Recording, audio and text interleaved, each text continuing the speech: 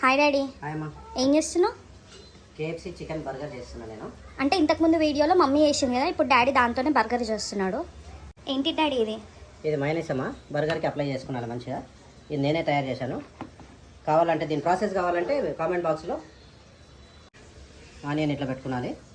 తర్వాత ఇది KFC chicken. ఇది మనకు అవసరమైతే టమాటా పీసెస్ కూడా పెట్టుకోవచ్చు. చూడండి అట్లా పెట్టుకోవాలా? ఇట్లా పెట్టుకున్నాను చికెన్. ఇది